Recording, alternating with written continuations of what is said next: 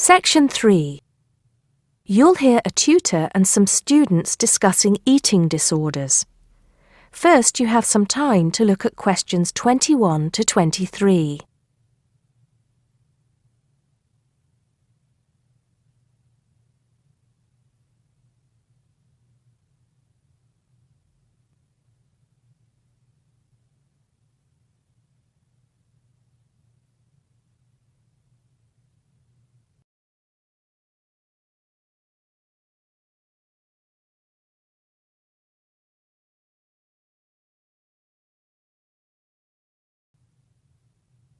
Now listen carefully and answer questions 21 to 23. Good afternoon. I hope everything is going well. Right, we've been looking at problems some people have with eating. And today I'd like to focus on one you've probably come across in your reading. It is sometimes called binge eating disorder, or BED. As you know, I am not a particular fan of these acronyms, so I will refer to it by the alternative name, compulsive eating disorder. Has anybody heard of it? Yes, I have. In fact, I read a case study of a first-year university student who was diagnosed with it. Do you remember what the symptoms are? Well, of course, one symptom is that the person eats too much, although that's true for other eating disorders as well. They also put on weight. That's right. Whereas in some other conditions, such as bulimia, they don't, and can actually lose weight. One thing that compulsive eating disorder and bulimia have in common, though, is that the person with the condition often becomes clinically depressed. Are you saying that everybody who is overweight is suffering from the disorder? Not at all. What makes the compulsive eater different is the pattern of the disorder. Initially, as we've said, the compulsive eater starts eating too much. This seems to be because the sufferer finds comfort in food and eating is seen as a way of coping with problems. They don't eat because they feel hungry. Mary, in the case study you read, was there any reference to what triggered the problem? I seem to recall that the student was suffering from stress because she was revising for exams, and she started eating snacks, junk food, while she was studying. Soon, she was eating snacks all the time, and it just got worse from there. Yes, that sounds plausible, although compulsive eating often starts a lot earlier than the case you describe. Before you hear the rest of the conversation, you have some time to look at questions 24 to 30.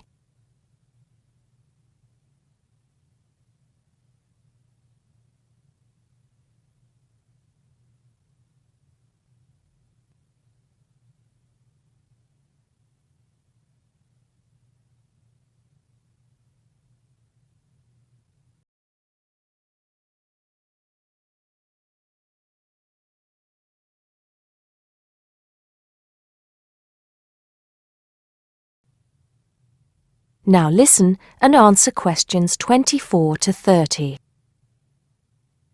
Anyway, once the condition has been triggered, often by constant snacking as you mentioned, it becomes progressively worse. Over a period of time, the sufferer loses control of their food intake. They become preoccupied with food, and the binge eating increases. Overeating blocks out negative emotions such as loneliness, worries about work, depression, and so on. But it is only a temporary effect. Apart from the physical discomfort that overeating often causes, the sufferer begins to feel embarrassed by their behavior. They then take drastic action to try to compensate. In an attempt to lose weight, compulsive eaters will try extreme diets, skipping meals, or going without any food at all for a day or more. Not a healthy way to try to lose weight, obviously. Absolutely. And of course, the person has to start eating again at some point. In other words, it becomes a vicious circle? That's right. binge eating, extreme dieting, or attempts to lose weight by other means, and then binge eating again. What are the long-term effects of compulsive eating? As you might expect, these are similar to those for people suffering from obesity. Diabetes is frequently reported. What about treatment? The disorder can be treated, certainly, but there's always the possibility that the patient will suffer a relapse and start binging again. What does treatment involve? Medication? No. It normally involves sessions with a therapist experienced in treating eating disorders. A nutritionist will often be involved as well. Are there any self-help organizations? I mean, organizations like Alcoholics Anonymous? Yes, there are. And you might want to follow this one up for your research. One organization is called Overeaters Anonymous, and they have what they describe as a 12-step program to help people overcome the disorder. You can find out more from the organization's website. Right.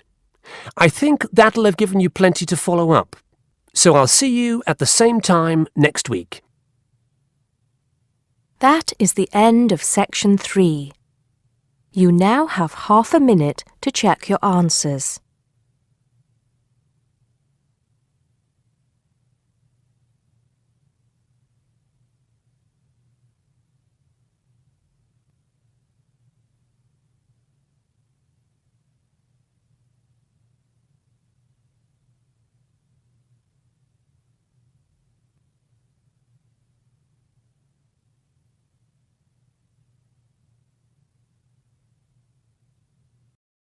Now turn to section 4.